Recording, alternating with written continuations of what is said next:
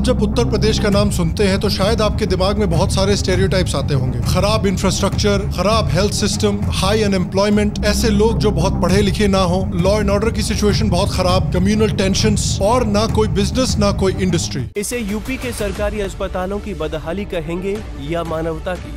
अस्पताल में महिला और कुतिया एक ही वार्ड में मां बनती हैं। चलिए आइए बनारस केस स्कूल। मरे हुए जानवर रहते हैं, उनकी महक बहुत तेज आती है। Lawlessness continues, it seems, unabated in Uttar Pradesh. Widespread violence and clashes now being reported in several districts in UP. रोजगार नहीं है लोगों के पास। वो कहता है चलो जो भी मिले चपरासी की नौकरी मिले, कम से कम पेट तो भरेगा। एक समय पर उत्तर प्रदेश का नाम उत्तर प्रदेश नहीं बल्कि ऊपर वाले के भरोसे प्रदेश था, लेकिन आज के उत्तर प्रदेश को अगर आप देखेंगे तो थोड़ा डिफरेंट है। इस समय उत्तर प्रदेश 13 एक्सप्रेस वाला देश का सबसे पहला राज्य बन चुका है। Uttar Pradesh received investment worth 33.5 lakh crore during global investor summit. An additional 75,000 crores in UP over the next 4 years. महिलाओं संबंधी अपराधों में भी उत्तर प्रदेश का जो कन्विक्शन का रेट है वो पूरे देश में नंबर 1 का है। योगी आदित्यनाथ जी कह रहे हैं कि माफिया आउट और इन्वेस्टर इन। तो वही स्टेट जिसमें एक समय पर जंगल राज चला करता था, जिसको गुंडे और माफिया कंट्रोल किया करते थे, उसकी law and order situation, education, infrastructure, ये सब इतना कैसे इंप्रूव हुआ है। देखिए, ये यूपी गवर्नमेंट और योगी आदित्यनाथ की एक बहुत क्लियर हेडेड,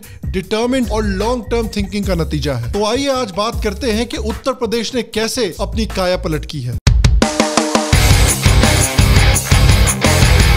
हेलो और श्याम शर्मा शो के इस एपिसोड में आपका बहुत बहुत स्वागत है। मैं हूं सेकुलरिज्म का सीईओ श्याम शर्मा और आप सबको एक सेकंड प्रणाम। आपको शायद याद ही होगा कि उत्तर प्रदेश की एक समय पे कितनी बुरी हालत हुआ करती थी। इसको जंगल राज कहा जाता था। यही है मायावती जी का जंगल राज। करप्शन इतनी बुरी थी, पुलिस के ऊपर इतनी बुरी तरह से पॉलिटिशियंस का कंट्रोल था कि पुलिस का इस्तेमाल जर्नलिस्ट को परेशान करने में किया जाता था। A journalist who posted on Facebook about a UP minister's illegal activities burnt alive by policemen during a raid on his house. Another journalist who exposed dubious land deals tied to a motorcycle dragged several meters and then beaten.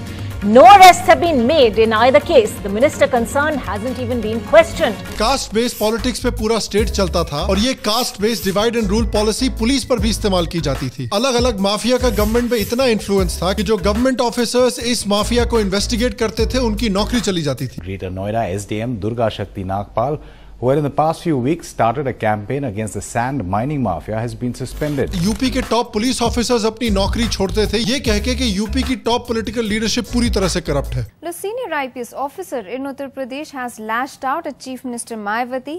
He has accused her of being corrupt and fears that he will be targeted for speaking out against the government. लेकिन आज का UP उस तरह के जंगल राज से काफी different दिखता है। तो इस काया पलट के एक एक पहलू को ठीक से देखते हैं। पहला पहलू है इंफ्रास्ट्रक्चर। आपको तो पता ही है कि यूपी बिहार जैसे स्टेट्स की एक इमेज थी कि भाई इनमें इंफ्रास्ट्रक्चर नाम की कोई चीज ही नहीं है। इन स्टेट्स की सड़कों पे गाड़ी चलाना मतलब चांद की सतह पे गाड़ी चलाना। लेकिन योगी आदित्यनाथ की गवर्नमेंट का पहला बड़ा फोकस रहा है इंफ्रास्ट्रक्चर डेवलपमेंट पे, खासकर हाईवेज और एक्सप्रेसवेज। एक समय पर जब इंफ्रास्ट्रक्चर की इतनी बुरी हालत थी, उससे आज ये हालत है कि उत्तर प्रदेश में पूरे देश में से सबसे ज्यादा एक्सप्रेसवेज है। ऑलमोस्ट 3000 किलोमीटर से भी ज्यादा के एक्सप्रेसवेज बने हुए हैं। और इन एक्सप्रेसवेज का फायदा ये है कि जो ट्रैवलिंग टाइम है विद इन द स्टेट वो ड्रास्टिकली रिड्यूस हो जाता है और लोगों के बिजनेसेस के महत्वपूर्ण पैसा और समय दोनों बचते हैं। दूसरा फोकस RRTS और एयरपोर्ट्स। तो गवर्नमेंट का फोकस ना सिर्फ लॉन्ग डिस्टेंस ट्रैवलिंग बल्कि इंटरसिटी ट्रैवलिंग में भी काफी फोकस है। गवर्नमेंट ने अनाउंस किया है कि यूपी के 12 शहरों में मेट्रो रेल डेवलप की जाएगी। उसके ऊपर से इन मेट्रो और RRTS प्रोजेक्ट्स में ऑलमोस्ट 3000 करोड़ रुपए इन्वेस्ट किए जाएंगे। RRTS होती है regional rail rapid transport system. ये समझो अगर मेट्रो और बुलेट ट्रेन की शादी हुई और उससे जो बच्चा निकला वो एक तरह से RRTS है, जो कि शहरों के बीच की ट्रैवलिंग का टाइम काफी रिड्यूस कर देता है। रेल के साथ साथ एयरपोर्ट्स को भी डेवलप किया जा रहा है। जो एयरपोर्ट्स एक समय पे सिर्फ 25 to 30 रूट्स के होते थे, वो अब ऑलमोस्ट 80 to 90 रूट्स के एयरपोर्ट्स बन गए हैं। छोटे से छोटे शहर भी एयरपोर्ट से कनेक्ट किए जा रहे हैं। अयोध्या में तो एक full scale international airport develop हो रहा है जिसका नाम है मर्यादा पुरुषोत्तम श्री राम इंटरनेशनल एयरपोर्ट। अगला फोकस है गवर्नमेंट का हिंदू रिलीजियस प्लेसेस को डेवलप करना और उसमें एक टूरिज्म इकोनॉमी डेवलप करना। स्टेट गवर्नमेंट ने दिसंबर 2020 में एक department of religious affairs develop की थी, जिनका गोल है यूपी के अलग अलग रिलीजियस साइट्स को एक प्रॉपर टूरिज्म हब में डेवलप करना। फॉर एग्जाम्पल जो राम मंदिर कॉम्प्लेक्स डेवलप हो रहा है, जो काशी विश्वनाथ कॉरिडोर डेवलप हुआ है और उनके साथ साथ और भी साइट्स डेवलप की जा रही हैं, जैसे कि मथुरा, नैमिषारण्य, चित्रकूट, विंध्याचल और गोरखपुर। गोल है कि इन रिलीजियस प्लेसेस को भी एक टूरिज्म हब में डेवलप किया जाए, जिससे कि काफी सारा टूरिज्म का पैसा भी उत्तर प्रदेश में आए। आपको पता है काशी में टूरिज्म कितना बढ़ गया है?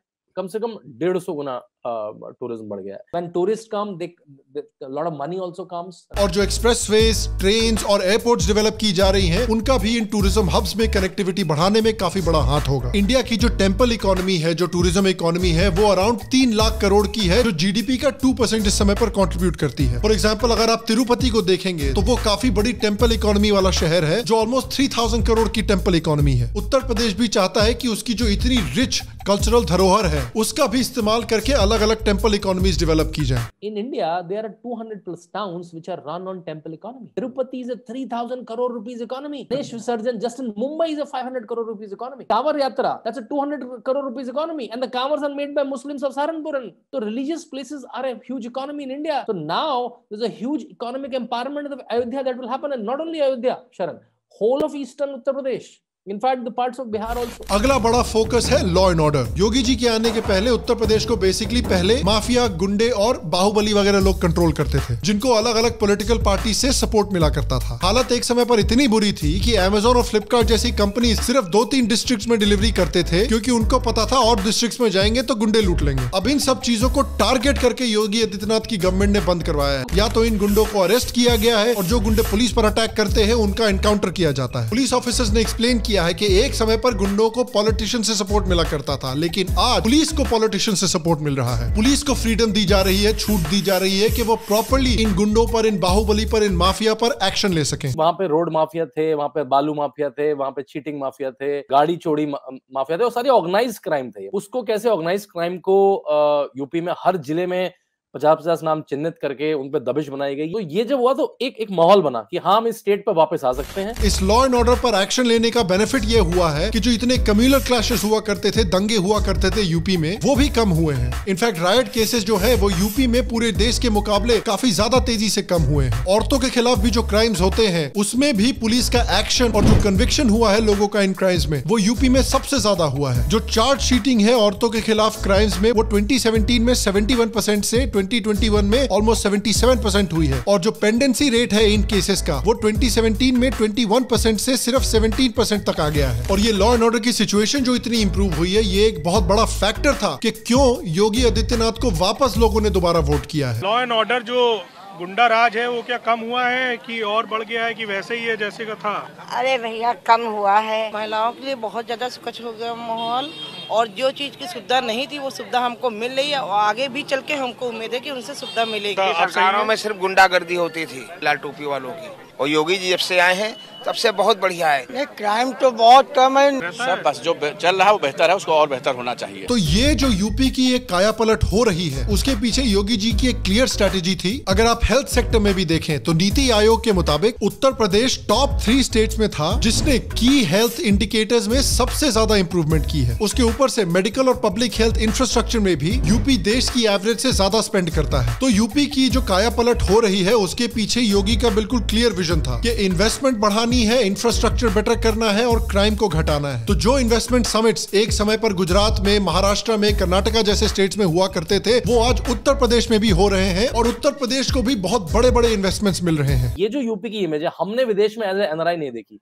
हमारे पास महाराष्ट्र आता था, तेलंगाना आता था, आंध्रा आता था, तमिलनाडु आता था, लेकिन यूपी किसी इस तरह से नहीं आया। तो देखिए, इस समय पर जो उत्तर प्रदेश की डेवलपमेंट हो रही है, ये एक बहुत ही अच्छी खबर है, और ये देश के लिए बहुत जरूरी है। क्योंकि आप अगर इंडिया की पॉपुलेशन डेंसिटी देखेंगे, तो आप अगर उत्तर प्रदेश, बिहार वाले एरिया को देखेंगे, तो देखेंगे कि ये स्टेट्स ना सिर्फ बड़े हैं, बल्कि इंडिया की पॉपुलेशन का बहुत बड़ा हिस्सा उत्तर प्रदेश में रहता है। यहाँ पर काफी यंग पॉपुलेशन है, बहुत हाई ह्यूमन कैपिटल है, लोग मेहनती हैं। प्रॉब्लम ये हो रही है कि इनके पास अपॉर्चुनिटीज नहीं है, तो इनको दूसरे स्टेट्स में जाना पड़ता है अपॉर्चुनिटीज ढूंढने के लिए, जहाँ पर अक्सर इनको डिस्क्रिमिनेशन का सामना करना पड़ता है, हिंसा का सामना करना पड़ता है।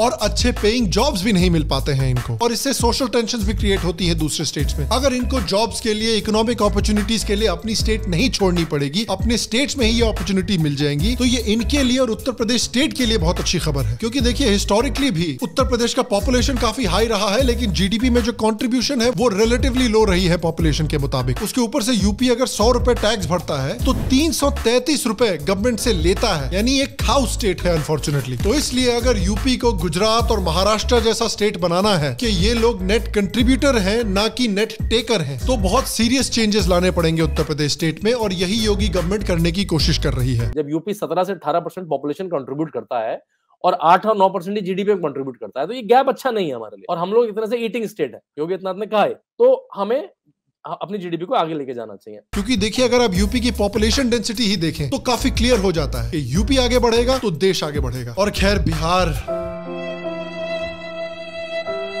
क्या ही बोले यार, बिहार की बढ़ोतरी कब होगी क्या पता। पहले बिहार का कम से कम एक दोस्त तो था उत्तर प्रदेश, अब तो उत्तर प्रदेश भी डेवलप कर रहा है, बिहार बेचारा अकेले ही रह गया। वन डे क्या पता। अभी भी देखिए यूपी में बहुत सारी चीजें हैं जो इंप्रूव की जा सकती हैं। For example police to civilian ratio काफी इंप्रूव किया जा सकता है। अभी भी इंफ्रास्ट्रक्चर इंप्रूव करनी है, हेल्थ इंफ्रास्ट्रक्चर खासकर ये सब चीजें इंप्रूव करनी है। लेकिन जिस ट्रेजेक्ट्री की तरफ उत्तर प्रदेश बढ़ रहा है वो ट्रेजेक्ट्री काफी अच्छी है, और ये देश के लिए एक बहुत अच्छी खबर